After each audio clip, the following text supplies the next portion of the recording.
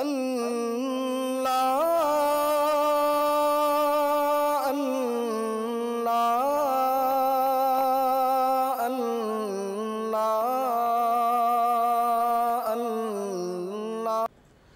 گرامی السلام علیکم ورحمۃ اللہ وبرکاتہ۔ میں ہوں آپ کا میزبان انصار عزیز ندوی اور آپ اس وقت سیدھی بات چینل کے خصوصی پروگرام ذکر میرے حبیب کا صلی اللہ علیہ وسلم دیکھ رہے ہیں۔ ناظرین گرامی، آج ہم ذکر میرے حبیب کا پروگرام کی 176ویں قسط پیش کریں گے۔ گزشتہ ہفتے آپ مختلف وفود کی آمد اور حضور اکرم صلی اللہ علیہ وسلم سے گفتگو کا تذکرہ سماعت فرما رہے تھے۔ آج بھی ہم مزید کچھ اور وفود کا ذکر کریں گے جو حضور اکرم صلی اللہ علیہ وسلم سے مختلف مقاصد کو لے کر ملاقات کے لیے آئے تھے۔ اس میں ایک وفد تھا، وفد بنو فرزارہ، ایک مضبوط اور سرکش قبیلہ تھا۔ وعینہ بن حسن اسی کے ایک فرد تھے۔ 9 ہجری میں حضور اکرم صلی اللہ علیہ وسلم جب تبوک سے واپس آ رہے تھے تو ان کے وفد نے آ کر اسلام کی بیعت کی تھی۔ حضور اکرم صلی اللہ علیہ وسلم نے ان لوگوں سے علاقے کے عام حالات پوچھے تو انہوں نے قحط سالی کا رونا رویا اور درد بھرے انداز میں کہا کہ یا رسول اللہ، ہماری بستیاں تباہ ہو گئیں، مویشی ہلاک ہو گئے، باغ اجڑ گئے، بال بچے سوکھ کر کانٹا ہو گئے۔ خدا سے آپ صلی اللہ علیہ وسلم ہمارے لیے سفارش کیجئے اور خدا آپ سے ہماری سفارش کرے۔ حضور اکرم صلی اللہ علیہ وسلم نے ٹوکا کہ خدا کے پاس تو میں سفارش کرتا ہوں، مگر وہ کون ہو سکتا ہے کہ جس کے آگے خدا ذوالجلال سفارش کرے؟ اس کی سوا کوئی معبود نہیں اور اس کی عظمت جلال سارے آسمان و زمین کو احاطے میں لیے ہوئے ہے۔ پھر آپ صلی اللہ علیہ وسلم نے ان کے لیے باران رحمت کی دعا کی جو قبول ہو گئی۔ پھر اس کے بعد وفد بنو عامر، یہ خاندان عرب کے مشہور قبیلہ قیس عیلان کی شاخ تھا۔ اس میں 3 بڑے سردار تھے، عامر بن طفیل، اربد بن قیس اور جبار بن سلمہ۔ اچھا خاصا بڑا وفد ان سرداروں کی معیت میں آیا۔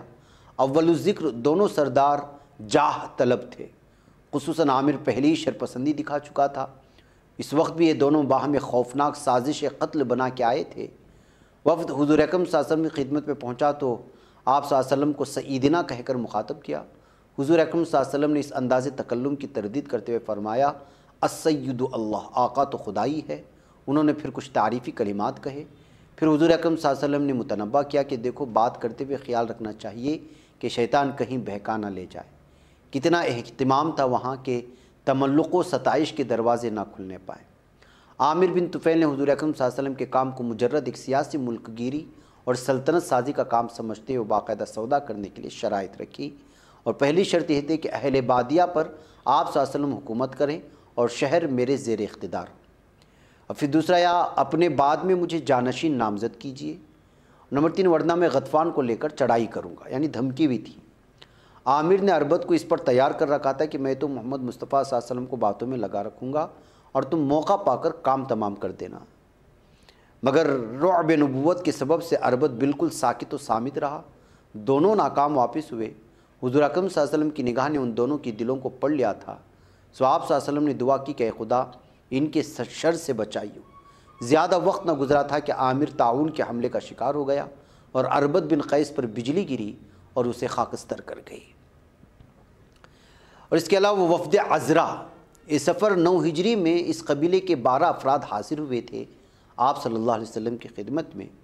حضرت حمزہ بن نعمان بھی ان میں شامل تھے۔ انہوں نے اپنا تعارف کرایا کہ ہم لوگ عذرا کی اولاد میں سے ہیں جو ماں کے واسطے سے قصی کے بھائی تھے۔ حضور اکرم صلی اللہ علیہ وسلم نے بڑی مسرت سے اہلاً و سہلاً کہہ کر خیر مقدم کیا۔ ان سب نے اپنے سینے اسلام کے لیے کھول دیے۔ ان کو حضور اکرم صلی اللہ علیہ وسلم نے مزدہ سنایا کہ شام ختم ہو جائے گا اور ہرقل ملک کو چھوڑ کر چلا جائے گا۔ ان لوگوں کو حضور اکرم صلی اللہ علیہ وسلم نے کاہنوں سے اخبار غیب دریافت کرنے سے منع کیا اور بجز ابراہیمی قربانی کی دوسری تمام رسمی اور اوہامی قربانیوں سے روک دیا۔ روانگی کے وقت وفد کو معمول کے مطابق زاد راہ بھی دیا گیا۔ اس کے علاوہ ایک اور وفد آتا ہے، وفد بلی۔ اس قبیلے کا علاقہ بڑی سیاسی اہمیت رکھتا تھا۔ یہ لوگ 9 ہجری ربیع الاول میں مدینہ حاضر ہوئے۔ یہ اپنے فرد قبیلہ ردیفہ بن ثابت بلوی کے یہاں ٹھہرے اور انہی نے حضور اکرم صلی اللہ علیہ وسلم کے سامنے تعارف کرایا۔ محسن انسانیت محمد مصطفیٰ صلی اللہ علیہ وسلم نے ان کو مرحبا کہا اور یہ سب کے سب داخل ہو گئے اسلام میں۔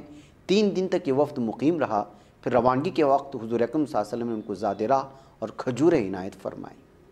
اس کے علاوہ وفد کندہ، علاقہ یمن کا ایک ممتاز قبیلہ تھا۔ حضرت اشعث ابن قیس 80 یا 60 سواروں کا وفد لے کے حاضر ہوئے، ایک اعلیٰ درجے کے ریشمی جبے پہن کر بزم نبوت صلی اللہ علیہ وسلم میں پہنچے تھے۔ باتیں ہوئیں، حضور اکرم صلی اللہ علیہ وسلم نے دریافت کیا، کیا تم لوگ مسلمان ہو چکے ہو؟ انہوں نے اس بات میں جواب دیا۔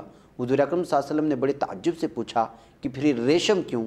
سچے ایمان کی یہ ذرّی مثال دیکھیے کہ ان لوگوں نے فوراً ریشم کو پارا پارا کر کے اپنے لباسوں سے الگ کر دیا۔ اس کے علاوہ وفد عزو بنی ازد بھی علاقہ یمن میں رہتے تھے۔ ان کا وفد عمرو بن عبداللہ ازدی کی قیادت میں آیا۔ ان لوگوں نے دعوت اسلام پر لبیک کہی اور حضرت سرد قبیلہ کے امیر مقرر ہوئے۔ اس کے علاوہ وفد جرش یمن کے اکثر علاقے اور اضلاع اسلامی سلطنت کا حصہ بن چکے تھے، لیکن بیچ بیچ میں سرکش عناصر بھی تھے۔ شہر جرش ایسی قبائل کے قبضے میں تھا اور یہاں مضبوط حفاظتی قلعہ بھی موجود تھا۔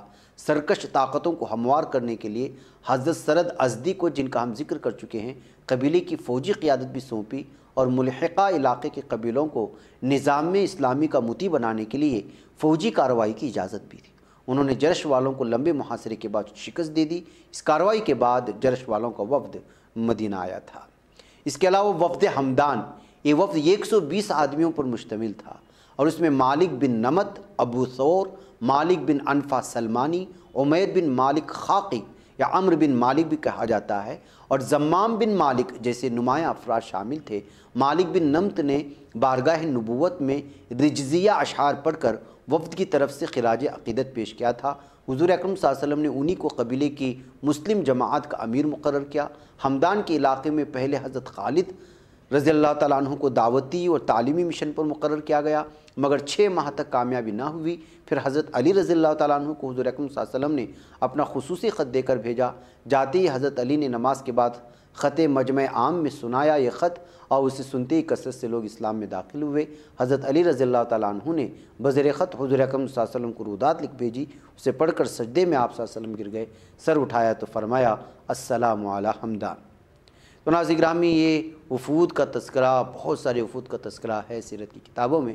ہم کوشش کر رہے ہیں کہ مختصر ہی صحیح تمام لوگوں کی تفصیلات، وہ تمام وفد کی تفصیلات آپ لوگوں کے سامنے آ سکے۔ یہ سلسلہ جاری رہے گا۔ مجھے یہاں پر اجازت دیں۔ السلام علیکم ورحمۃ اللہ۔